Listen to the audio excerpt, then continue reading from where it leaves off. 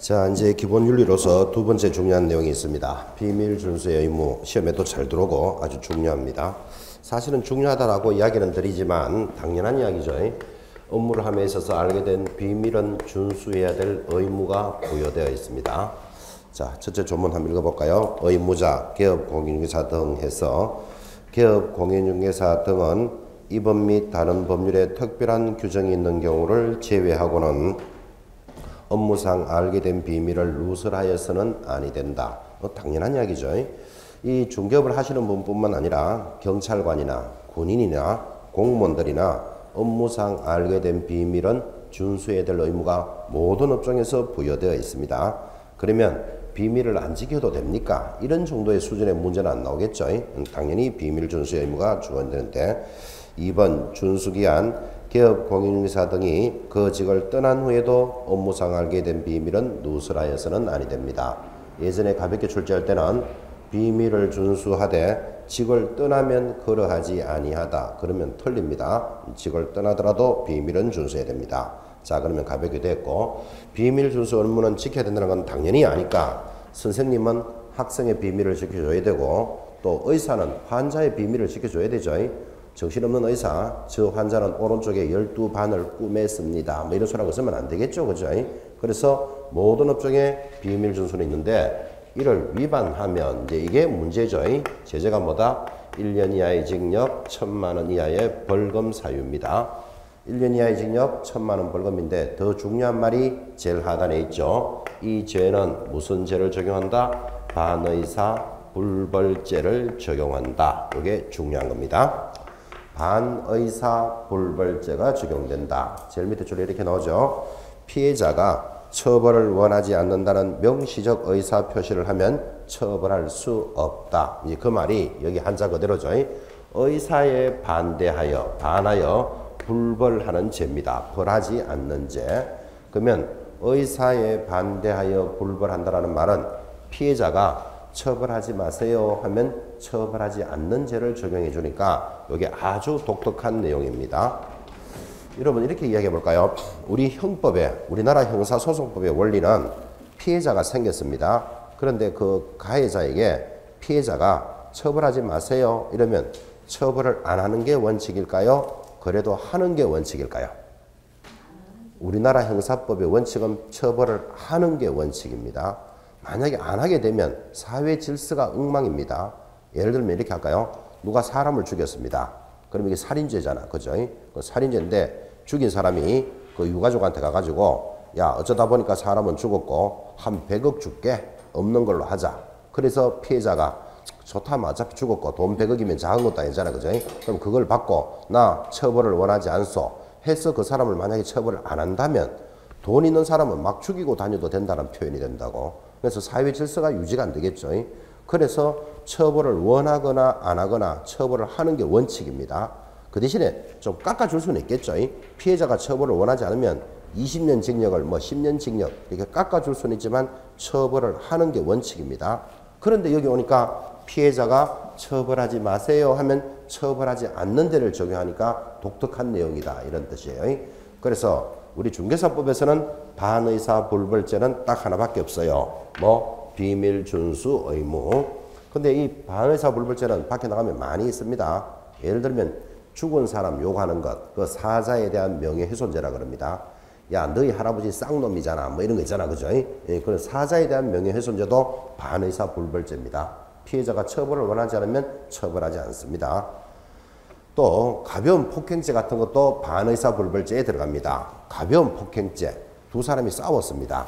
그럼 폭행이 일어났잖아요.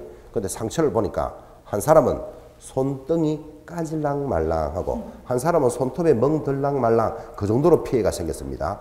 근데 폭행은 일어났는 건데 그럼 그 정도를 가지고 당사자들이 우리 서로 치료하고 없는 걸로 할게요. 이러는데 국가가 나서 가지고 폭행이 일어났으니까 처벌해야 돼요. 좀 이런 건 좀 심하잖아. 그죠? 그래서 가벼운 폭행죄 이런 것도 반의사 불벌죄가 적용됩니다. 그런데 지금은 가벼운 폭행죄라 그랬지 그런 가벼운 폭행죄도 밤에 일어나면 달라집니다. 우리나라는 3대 관리하는 중범죄가 있습니다. 가중처벌하는 게 있다니까요. 폭행죄, 강간죄, 그 다음에 강도상해죄 이런 것들은 3대 가중처벌하는 게 있습니다. 그 범죄에다가 추가해서 처벌한다니까요. 그래서 폭행죄도 대낮에 일어난 가벼운 폭행죄 그 정도지 그것도 밤에 일어나면 사정은 달라져요. 거기다가 무기 들었다 그러면 아무리 상처가 없어 가벼워도 가중처벌 들어갑니다. 그래서 대낮에 일어난 가벼운 폭행죄 이런 것들도 반의사 불벌죄가 적용되는데 자 우리 단원에서는 다음 중 반의사 불벌죄가 적용되는 것을 찾으시오. 답이 뭐 비밀준수 위반. 그까지만 연결하면 되겠죠. 아주 독특한 내용인데 보기보다 시험에 이게 잘 나옵니다. 반의사 불벌죄 정리하셨고 자 이제 한 장 넘기시면 54페이지 제목 자체가 시험 문제입니다. 손해배상 책임과 업무 보정 설정이라는 제목보다 동그라미를 딱 켜놓으셔야 됩니다. 자 지금 단원이 뭔가 하면 손해배상 책임과 이랬죠. 그러면 손해가 생기면 배상해야 될 책임이 있습니다. 자 여러분 중개업자가 중개업을 하다 보면 어린이에게 손해를 끼칠 수 있겠죠. 예를 들어서 도로도 안 나는데 야 이 땅 1억에 사나 내년에 도로 나면 2배 되는 거야 했는데 도로가 안 났다. 그럼 비싸게 땅을 사게 만들었으니까 손해가 발생할 수도 있잖아요. 그런 손해가 생기면 배상해야 될 책임이 있는데 배상 책임을 지기 위해서 말로만 나 책임질게 그러고 영업하면 안 되고 뭐를 해야 된다? 업무 보정을 설정해야 될 의무가 부여되어 있습니다. 그래서 이게 제목부터가 시험 문제다. 지금 이렇게 이야기했습니다. 자 다시 말하면 손해배상 책임을 지기 위해서 재정보증인을 두어야 한다. OX. X죠. 재정보증인을 두는 게 아니고 뭐 하라 그랬죠? 업무 보정을 설정할 의무가 부여되어 있습니다. 제목부터 잘 보셔야 됩니다. 자 그러면 지금 있는 중개업자들은 모두 손해배상을 책임지기 위해서 업무 보정 설정이 되어 있겠죠? 의무니까. 그러면 이 의무를 위반하면 이것도 알아야 안 되겠나요? 위반하면 상대적 취소 사유입니다. 상대적 취소 사유가 뭐다? 영업을 취소할 수 있다. 이렇게 걸어놨습니다. 그러니까 현장에 있는 기업 공인중개사들은 모두 무엇에 가입되어 있다? 보정 설정에 가입이 되어 있겠죠. 자, 제목부터 보시면서 자, 내려가면 1번 기업 공인중개사의 손해배상 책임 해놓고 1번 원칙은 과실 책임이다. 거기 일단 밑줄 닦았습니다. 2번 예외적으로 무과실 책임이다. 자 그러면 장소 제공 고용인의 행위 이거 참고로 보시면서 이제 3번이 법조문입니다. 3번에 큰 3번에 별표 딱 찍어놓고 손해배상 책임의 성립 요건.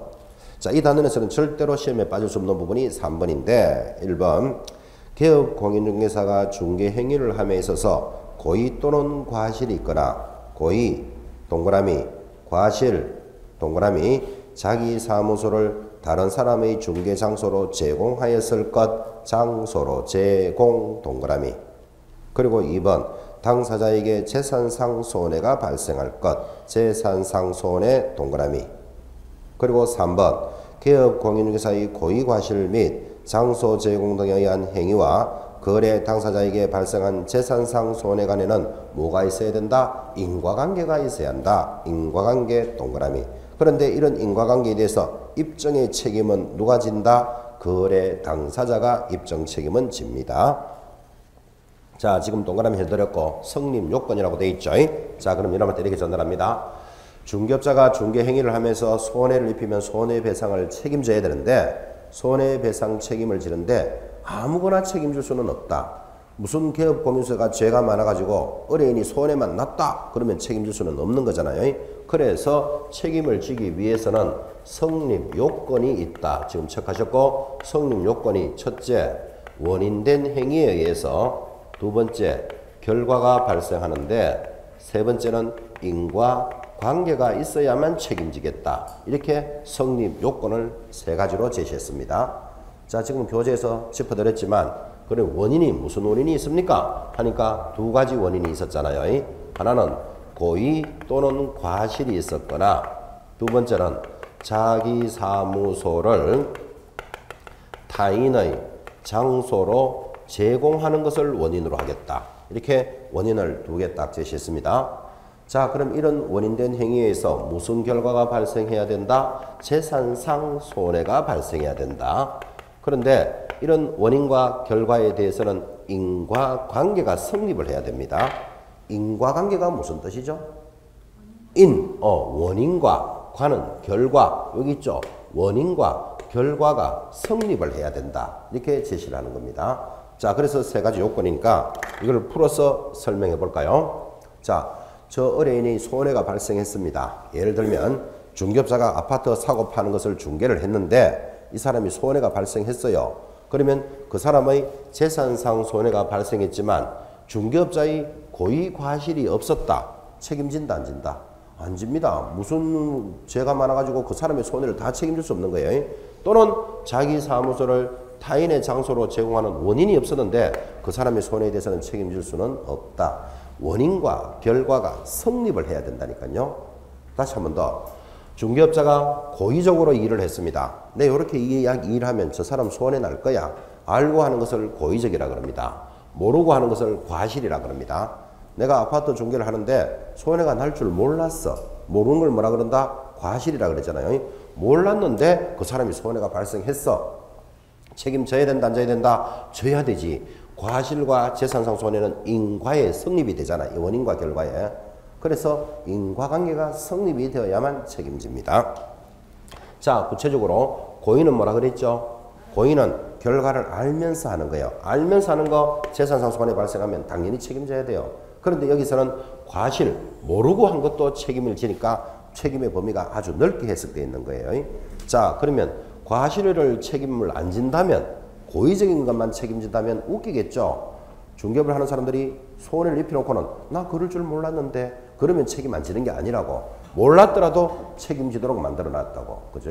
과실의 범위가 연결되는데, 그래서 우리 교재 상단에 있지만 그러면 중개업자가 모르고 한 것도 책임진다는데 어디까지를 책임져야 되느냐? 이런 문제가 생기더라고요. 그래서 우리 판례는 과실은 과실인데 추상적 경과실을 포함한다 라는 판례가 이제 들어오는 겁니다.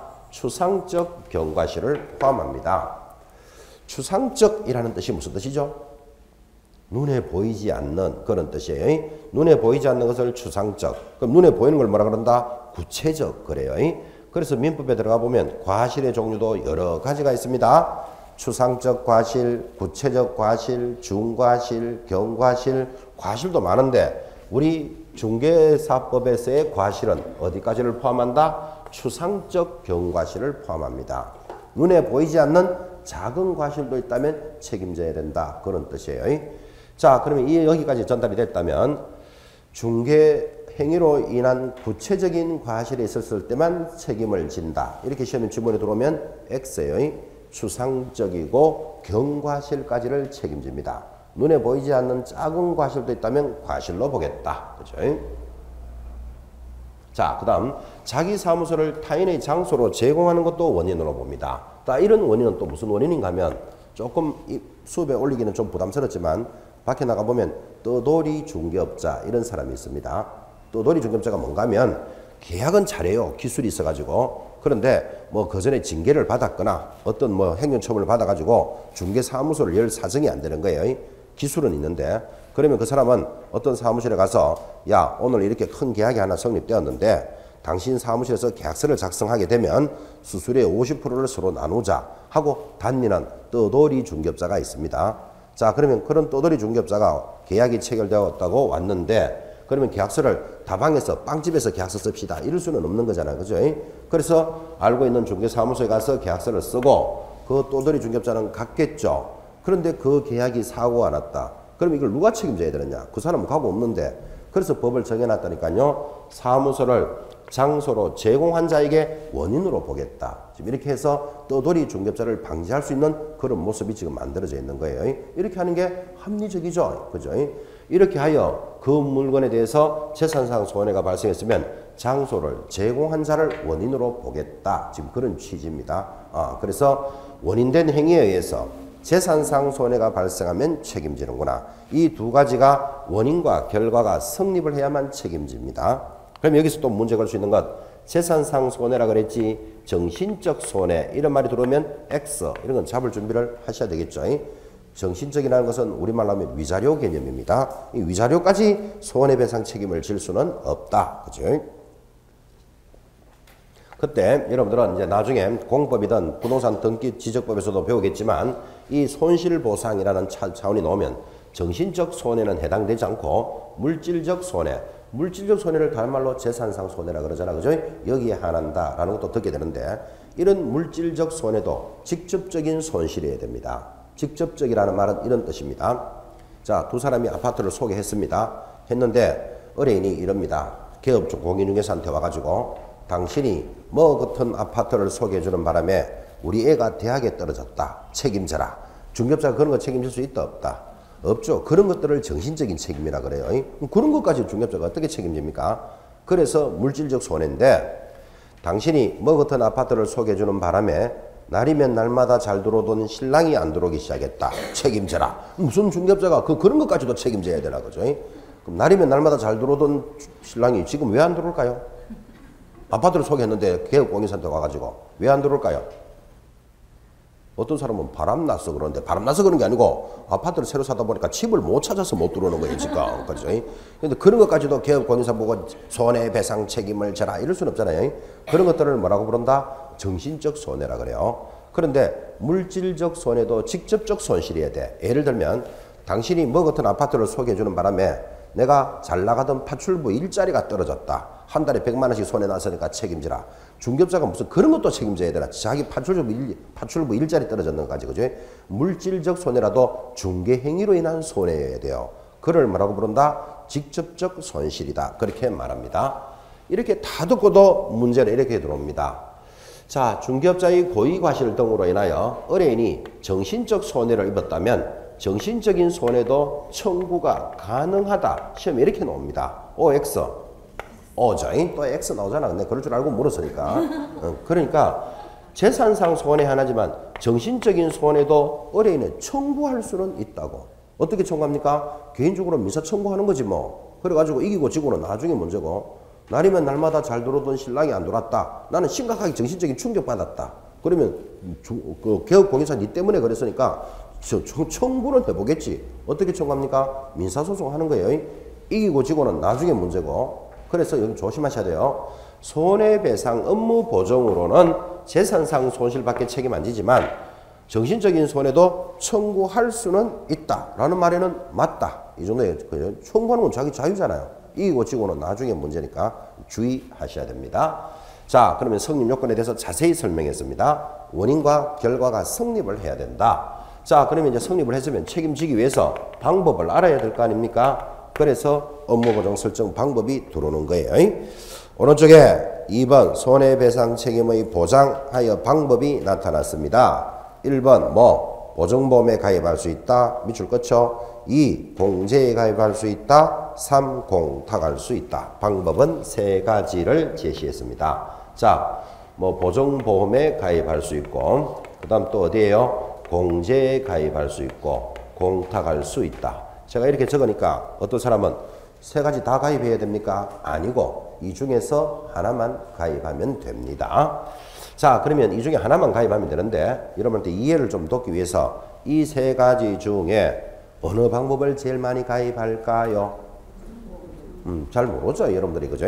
제일 많이 가입하는 거 공제입니다. 공제. 그러면 어떻게 할 수 있느냐 하면 보정보험에 가입한다. 이 말은 보정보험 회사에 가야 되겠죠. 거기서 가입하는데 우리나라의 보정보험회사가 서울보정보험이라는 게 하나 있어요. 거기 가서 가입하는 거고 공제는 중개협회가 공제사업을 해요. 그런데 중개업을 하는 사람들은 전부 다 협회에 거의 다 가입돼 있거든. 그러니까 자기가 가입돼 있는 곳에 가입을 제일 많이 할 거예요. 한 90%고 공탁은 어디 가서 한다? 법원에서 합니다. 그래서 지금 적어놓은 이 부분을 뭐라고 부르냐면 보정기관이라 그럽니다. 보정을 해주는 기관을 딱 보니까 아마 공제를 제일 많이 가입합니다. 지금 현장에 나오면 조사는 안 해봤지만 한 90%가 공제 가입하고 보정보험에 한 10% 가입합니다. 그리고 공탁은 0%입니다. 왜 0%인가 하면 현금을 1억 딱 갖다 놓고 영업하는 사람은 거의 없을 거니까 현금 맡기고 하는 것을 공탁이다 그래요. 그래서 우리 교재에 보면 공탁은 어떻게 가입합니까? 현금 또는 국공채라는 말이 있잖아요. 그죠? 현금을 맡겨놓고 하는 거예요. 그때 국채나 공채도 돌아서면 바로 현금입니다.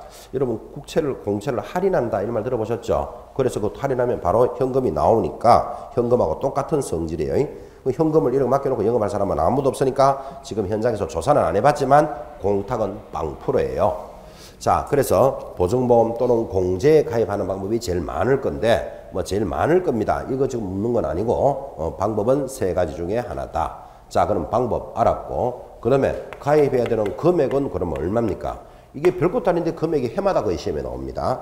금액은 얼마? 교재 뒤편에 있겠지만 법인은 얼마 가입할까요? 보지 말고 법인은 얼마? 2억 이상 가입합니다. 그때 분사무소는 얼마? 1억을 가입하고 법인이 아닌 개인인 중개업자는 얼마? 1억 가입합니다. 지역농협, 지협은 얼마? 1,000만 원 이상 가입합니다. 아, 별것도 아닌데 요거 금액 시험에 잘 나옵니다. 금액은 이런 시간을 통해서 기억해 놓으셔야 됩니다. 설정해야 되는 금액. 자, 법인은 얼마라고요? 2억 이상. 분사무소는 1억. 개인은 1억 이상. 지역농협은 1,000만 원 이상입니다. 2년 전에 문제죠. 산수 문제 이런 거 나왔습니다. 자, 법인이 하나 있는데 이 법인에서 분사무소를 3개 가지고 있다. 얼마 가입해야 됩니까? 이게 산수 문제입니다. 완전히. 자, 법인 얼마? 2억. 분사무소마다 1억, 1억, 1억. 답은 얼마? 5억. 이게 답이었습니다. 결국은 이 금액을 알고 있느냐? 지금 그 문제죠. 그래서 금액은 보기보다 중요합니다. 이거. 자, 그런데 금액을 여러분한테 좀 강조하고 싶어서 지금 밖에 나가보면 개업 공인중개사가 거래하는 금액이 1억 미만이 많을까요? 1억 이상이 많을까요? 아, 웬만하면 1억 이상이겠죠. 요즘 뭐 아파트 전세 하나만 하더라도 뭐 1억 5천이니 이런 말 하잖아요. 사고 팔면 2, 3억, 3, 4억 예사로 하잖아요. 그럼 금액이 대체적으로 거래하는 금액이 1억 미만의 금액도 있겠지만 대체적으로 1억 이상인데 지금 개업 공인중개사는 얼마 가입한다? 1억을 가입하고 영업한다. 그러면 그 손해가 생기면 충분한 보상이 된다, 안 된다? 안 된다는 건 좀 이해되죠? 그래서 이걸 조만간에 금액을 올린다고요. 금액을 올리면 법이 바뀌면 무조건 시험에 나오니까 그런 감각을 잡아라 이런 뜻이에요. 지금 한 5년 동안 지금 1억으로 가는데 여러분이 알다시피 이 1억이라는 것은 현실적이지 못한 거라. 지금 밖에 나가면 아파트 전세 한 달에 2건 했다. 1억 5천짜리 아파트 2건 하면 그것도 금액이 3억이 왔다 갔다 하는데 그 손해에 대해서 발생할 금액을 1억만 가지고 준비한다는 것은 너무나 빈약하잖아요. 그럼 이걸 올려야 된다고. 그럼 올리는 게 현실적인데 잘 못 올려요. 왜 못 올릴까요? 이거를 올리면 내야 될 보험료가 높아지는 거라. 보험료가 높아지면 개업 공인중개사들의 부담이 커지잖아요. 그래서 반대하는 거예요. 지금 1억에 대해서 공제에 제일 많이 가입한다 그랬죠. 그럼 1억을 보장하기 위해서 공제에서 23만 원인가 20만 원 좀 들어가요. 그럼 이거를 만약 2억으로 올라간다면 40만 원 들어간다는 말이 되잖아. 3억 되면 한 60만 원씩 내야 된다. 이 말. 이건 일이야. 월이 아니고 연이야. 연 60만 원. 금액이 안 작잖아, 이게. 그죠? 그래서 이게 미흡하다는 걸 법이 알고 있으면서도 현실화를 못 시키는 게 그것 때문에 그래요. 근데 조만간에는 바뀌어요. 왜 그러면 이 금액이 손해를 충분히 보상해 주는 금액은 못 되기 때문에. 그래서 여러분 알다시피 여기 1억, 2억 이런 말 하니까 2억 있어야 중개업 하는갑다. 아니라니까요. 2억을 가입하기 위해서 보증보험이나 공제에 가입하면 보험료가 43만 원 이렇게 내는 거예요. 그 돈은 있어야 영업은 하겠죠. 그죠? 그런 취지입니다. 1년 단위로 만약에 1억에 가입했다. 그럼 1년 지나면 그 보험료는 어떻게 된다? 소멸돼. 또 새로 가입해야 돼. 이해하시겠죠? 그죠?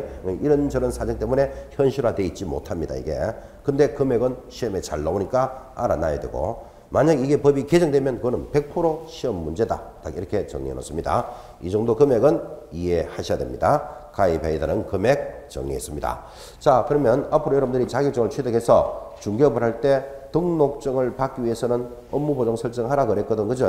설정하겠습니까? 첫째, 방법은 뭐? 3가지 중에 하나. 어디 가입한다? 공제에 가입하려면 협회 가는 거고, 보증보험에 가입하려면 보증보험 회사에 가는 거고, 공탁하려면 법원에 가는 거예요. 장소 가르쳐 드렸고, 금액은 얼마를 가입한다? 2억, 1억, 1억 이렇게 정리됐죠.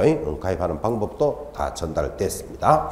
자, 이제 55페이지 중간에 2번. 그럼 이거를 언제까지 가입해야 되느냐? 앞에서도 공부도 했지만 2번에 1번 개업 공인중개사는 언제까지? 업무를 개시하기 전까지, 동그라미 업무하기 전까지는 가입해야 된다. 다만 보증을 한 보증기관 공제사업자 또는 공탁기관이 보증사실을 등록관청에 직접 통보한 경우에는 신고를 생략할 수 있습니다. 자, 2번 재설정 신고. 이것도 원래 문제인데, 자, 보증보험 또는 공제에 가입한 개업 공인중개사로서 기간이 만료가 되어 기간 만료 줄거고 만료가 되어 다시 보증을 설정하고자 하는 자는 당해 보증기간 만료일까지 동그라미 다시 보증을 설정하고 정빙서를 갖추어 등록관청에 신고합니다. 이런 뜻입니다. 자, 지금 뭐 보증보험에 가입했다고 칩시다. 보증보험은 통상 얼마 단위로 간다? 1년 단위로 가입하거든요. 자, 그럼 1월 1일부터 나는 12월 31일까지 보증보험에 가입하는데 1년이 다 됐어요. 다 됐다는 말을 뭐라 그런다? 만료됐다 그러잖아요. 근데 보증기간은 만료됐지만 나는 영업은 계속 할 거예요. 그러면 새로 가입해야 되는데 언제까지 가입해야 된다? 만료일까지만 가입하면 된다. 됐습니까? 어차피 1년 동안이니까 만료일까지 가입하면 되는데 시험에서는 만료된 날로부터 7일 내로 가입해야 된다. 이런 문제가 돌아요. X죠? 만료되고 7일 내로 가입하면 그럼 7일 동안 사고 나면 누가 책임져야 되는데 이런 문제가 생기잖아요.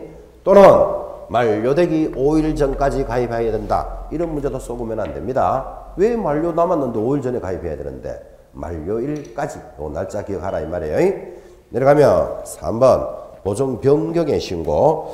자, 보증을 설정한 기업 공인중개사가 그 보증을 줄 거야 되죠. 다른 보증으로 변경하고자 합니다. 변경하고자 줄 거 놓고 이미 설정한 보증의 효력이 있는 기간 중 동그라미에 다른 보증을 설정하고 정빙서를 갖추어 등록관청에 신고해라. 그래서 기간을 가르쳐주고 있습니다. 지금 이런 이야기 하고 있는 건데요. 자, 이번에는 1월 1일부터 뭐 12월 31일까지 보증보험에 가입을 하고 있었습니다. 가입하고 영업을 하고 있었는데 중간에 나는 공제로 변경하고 싶다. 변경할 수 있다? 없다? 있다. 니는 보증보험에 가입했으니까 영원히 보증보험으로 가라. 이럴 수는 없는 거잖아. 그죠? 그러니까 공제로 변경할 수 있습니다. 그러면 변경을 할 때는 언제까지 변경해야 된다? 효력이 있는 중에는 언제든지 변경할 수 있다. 사고 나면 물어줄 준비만 하면 되니까. 그죠? 그래서 날짜를 2개 지금 가르쳐 주고 있습니다. 만료가 되면 언제까지? 만료일까지 가입하고 변경을 하면 언제까지? 효력이 있는 중에 변경한다. 됐습니까? 이게 원래 출제 문제가 지나갔습니다. 지금. 그래서 날짜 2개 한번 짚어보고 나머지 신고의 생략 이런 건 천천히 보셔도 됩니다. 넘어가면 보증 설정 금액 이야기 다 해드렸고 금액은 중요하다 그랬습니다. 금액 딱 기억해 놓고 4번 별표입니다. 공탁금의 회수 제한. 자, 이거 별것도 아닌 게 시험에 또 그래 잘 나옵니다. 공탁금의 회수 제한이란 공탁금은 개업 공인중개사가 폐업 또는 사망한 날로부터 3년 내로는 회수할 수 없다. 이게 무슨 소린가 하니까 지금 현장에 나와보면 공탁은 거의 가입 안 한다 그랬잖아요. 근데 가입 안 하는데도 이게 시험에 잘 나와요. 이게 뭔가 하면 자, 개업공인사 얼마 가입하고 영업한다 그랬죠? 1억을 가입하고 영업하라 그랬죠? 그러면 공탁이라는 것은 1억을 현금 맡겨놓고 영업하는 거예요. 어디서? 법원에 맡겨놓고 1억을 맡겨놓고 영업하는데 언젠가는 영업이 끝나요. 언젠가는 영업 끝나겠죠? 언제 끝나죠? 개업공인중개사가 사망하거나 사망하면 영업 끝나죠? 또 언제? 스스로 폐업하면 영업 끝나죠? 책은 없지만 영업 취소 처분을 받았다. 그럼 영업 끝나잖아요. 그럼 영업이 끝나면 맡겨놨던 돈 1억을 얼마 동안 회수할 수 없다? 3년간 회수할 수 없다. 지금 이렇게 돌았다고. 그래서 이게 시험에 잘 나온다 이 말이에요.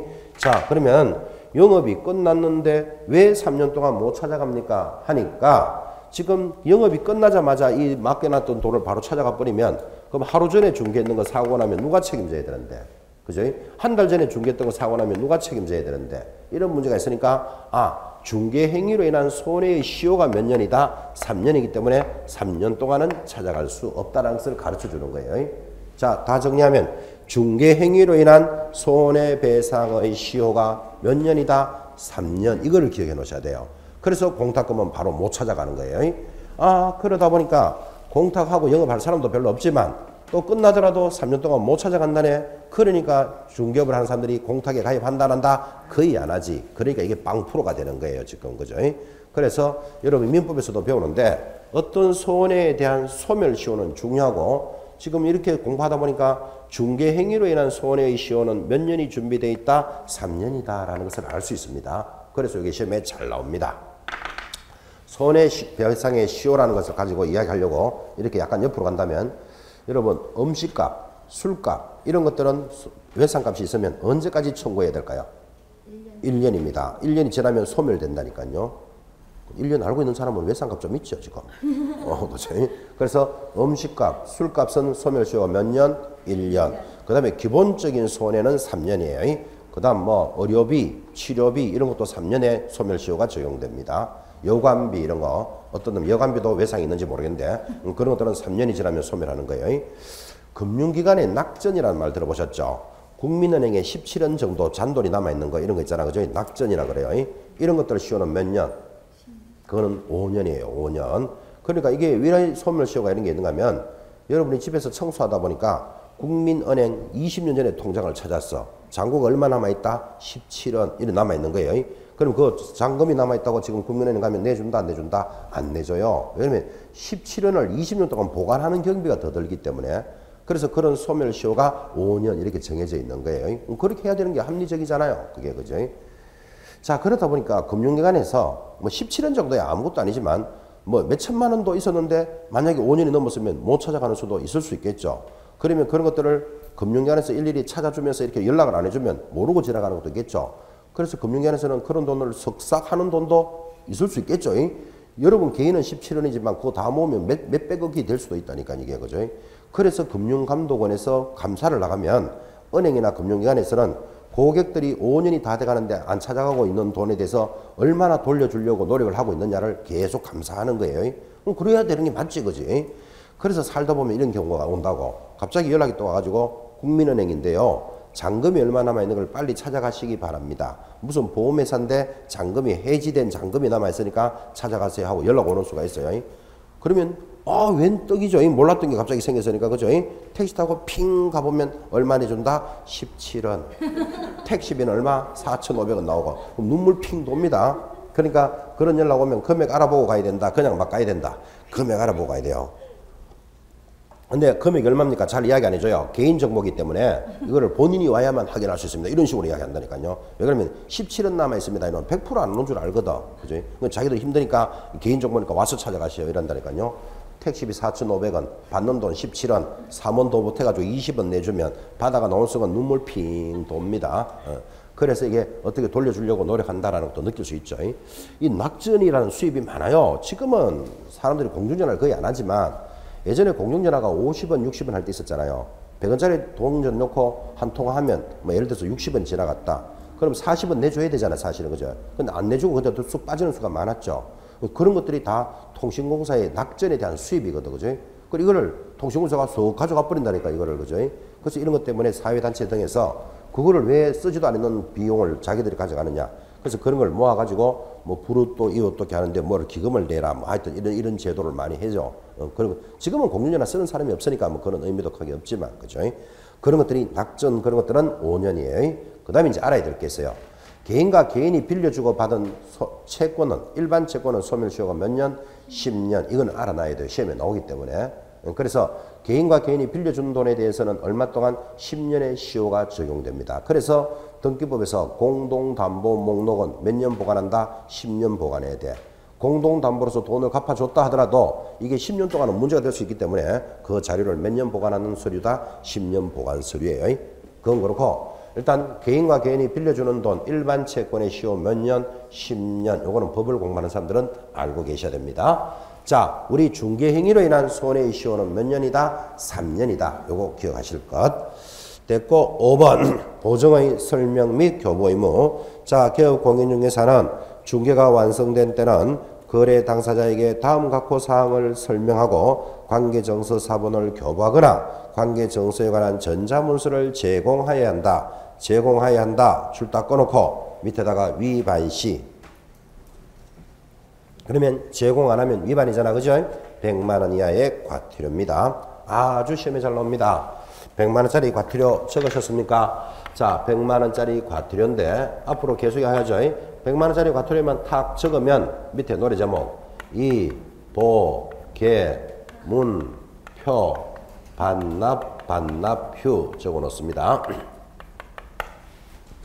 100만 원짜리 과태료 노래 제목이 뭐라고요? 이, 보, 개, 문, 표, 반납, 반납휴. 자, 무슨 말인지 모른다 치더라도 보에다가 동그라미.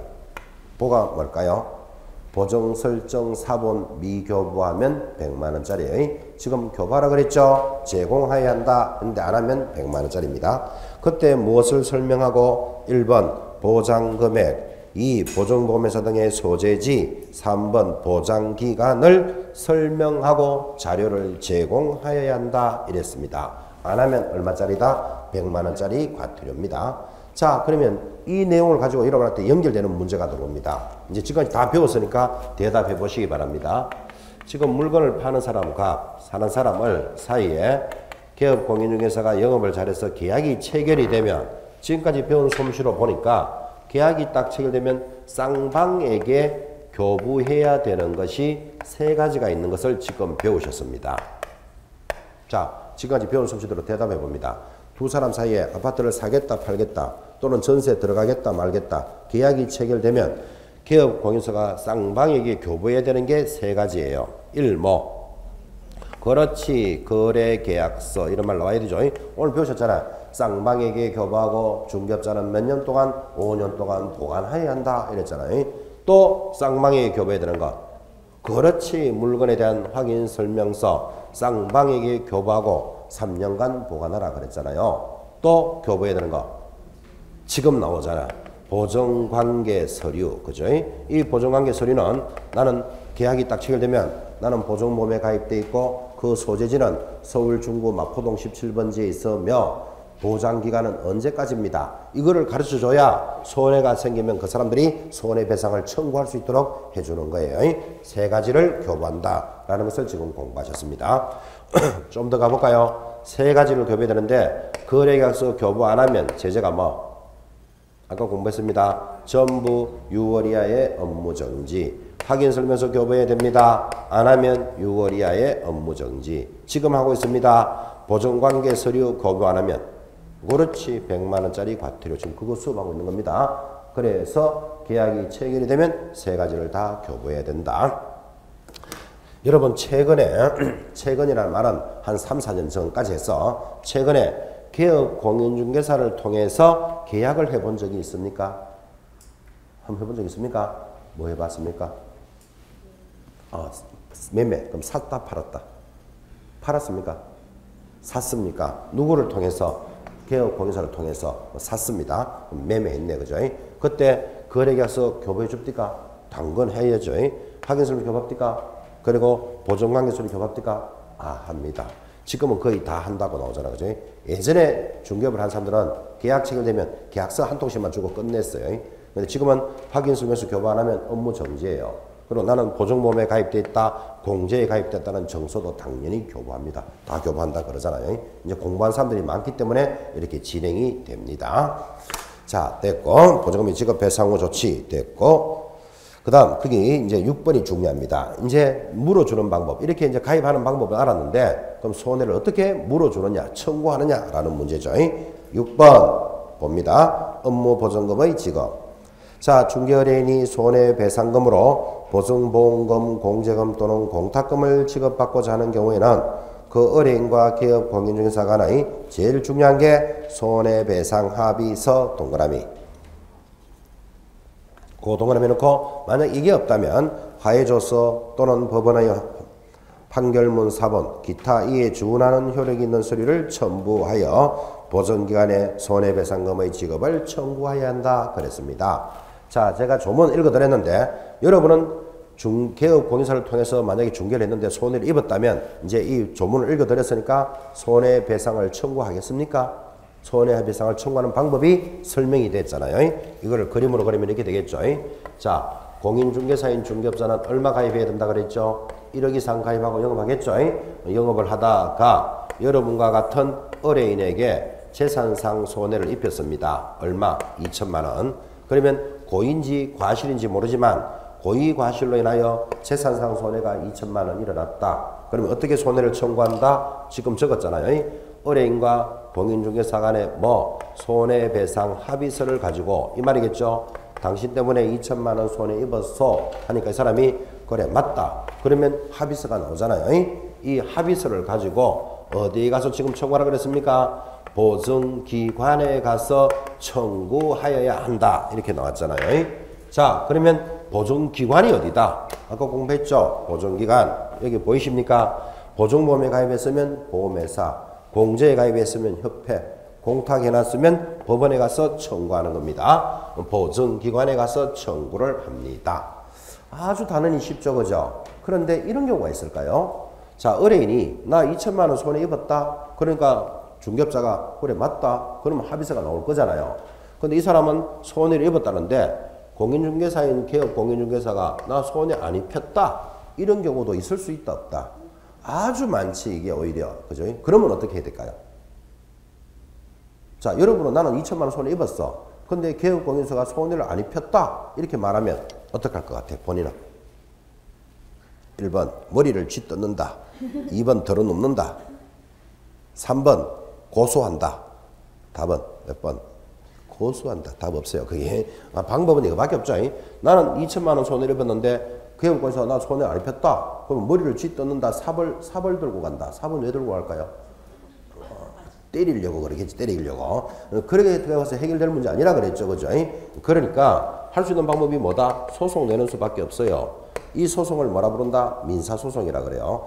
민사소송 한번 해보셨습니까? 항상 민사소송은 이렇게 나갑니다. 첫째, 판사가 화해시킵니다. 화해라는 말이 뭔가 하면 자, 의뢰인은 2천만 원 손해 났대요. 그럼 이 사람 안 입혔대요. 그러면 서로 싸우지 말고 1,000만 원씩 손해보고 1,000만 원으로 화해하세요 라고 화해를 붙입니다. 그러면 의뢰인이 좋다. 중개업자도 좋다. 그러면 뭐가 만들어진다? 화해 조서가 만들어집니다. 그럼 판사가 도장 딱 찍겠죠. 두 사람 사이에 1,000만 원으로 합의가 이루어졌다. 도장 딱 찍으면 이게 판결문하고 효력이 같은 거예요. 화해 조서를 가져가서 청구해도 되고 지금 이 말 하는 거예요. 합의서가 제일 중요한데 합의가 안 되면 이걸 가져간다 이 말이에요. 그런데 화해가 안 되는 수가 있어요. 나 1,000만 원 손해 못 보겠어 이러는 거예요. 그러면 판사가 한번 청구를 해봐라. 얼마까지 해주면 되겠느냐 하니까 의뢰인이 나 1,500원 해줘야 된다. 이렇게 청구를 하니까 개업공인사가 좋다 해줄게. 그러면 청구에 대해서 승낙이 일어났죠. 그걸 청구인낙조서라고 부른다고. 이거를 가져가도 되고. 자, 세 번째는 항상 민사소송 이렇게 하는 거예요. 청구도 못한다. 나 1,500도 안 된다. 무조건 2,000만 원 내놔라. 그러면 화해고 청구고 다 안 되겠죠. 그러면 판사가 증거를 가지고 판결 내릴게. 판결 내리는 걸 뭐라 그런다? 판결문이라 그래요. 그럼 판결문을 가지고 가도 되고. 자, 그러니까 결론은 이렇게 되네요. 두 사람 사이 손해배상에 대한 합의서가 있었다면 제일 좋은데 합의가 안 되는 경우가 많다니까요. 안 되면 결국은 뭐도 가능하다. 아까 줄 것이었죠. 화해조서, 청구인낙조서, 판결문 등을 가지고 갈 수도 있다.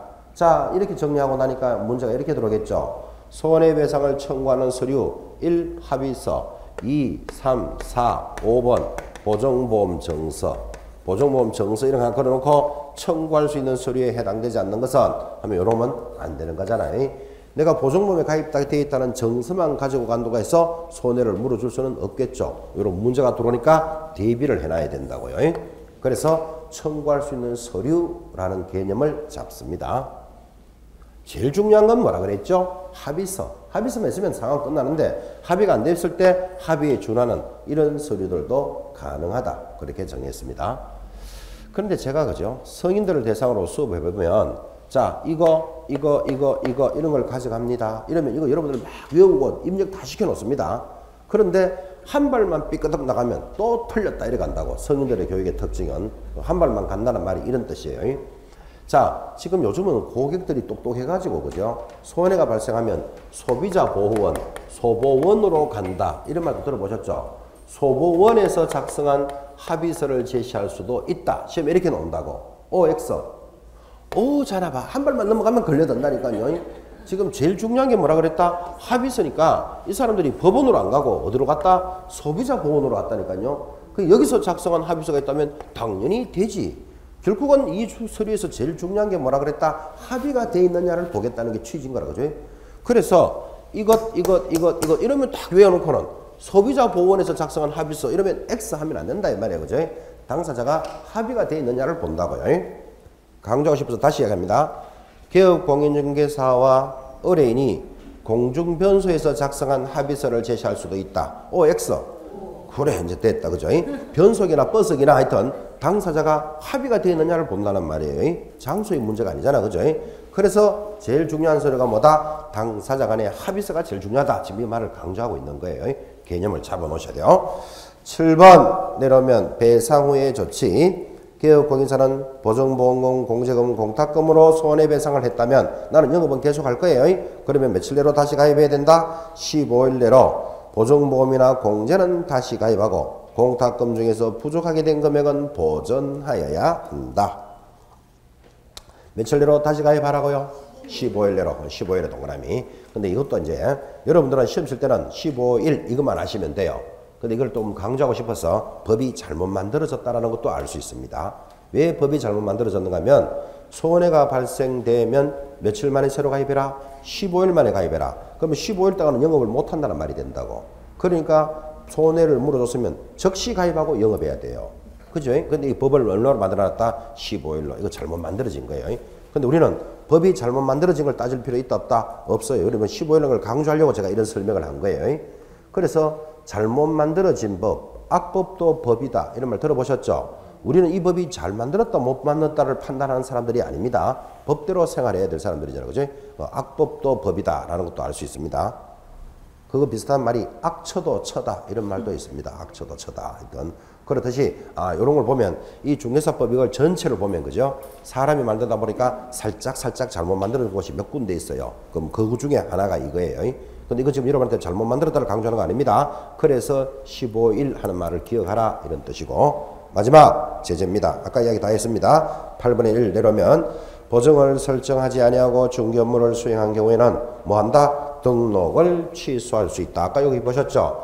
업무 보장 설정 안 하면 취소할 수 있다를 뭐라 부른다? 상대적 취소 사유. 아까 얘기 다 했고 오른쪽에 가면 행정질서벌. 자, 중개가 완성된 경우에 보증사항을 설명하지 않거나 보증관계정서 사본 또는 관계정서에 관한 전자문서를 제공하지 아니하면 얼마짜리라고요? 100만 원 이하의 과태료예요. 나는 보증보험에 가입되어 있고 유효기간은 언제다. 이거 설명하고 그 자료를 제공해 주라 그랬잖아요. 아까 보셨죠? 쌍방에게 교부해주는데 이거 안 하면 어떻게 된다?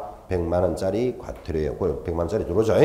100만 원짜리 밑줄 딱 꺼놓고 또 노래 적습니다. 그래서 수업에만 충실하게 되면 행정, 형벌과 질서는 저절로 귀에 앉도록 만들어요. 밑에 줄 긋고 뭐라고 적는다? 이보계 문표 반납 반납표. 무슨 말인지 모르지만 8번을 반복할 거예요. 이보계 문표 반납 반납표 적어놓고 어디 동그라미? 보 동그라미. 보가 무슨 뜻이죠? 지금 보증관계 서류를 교부하지 않으면 이제 그렇게 시험 칠 때까지 따라갈 거예요. 나올 때마다 확인할 겁니다. 됐습니다. 10분 쉬었다가 계약금 등의 반환 채무 공부하겠습니다.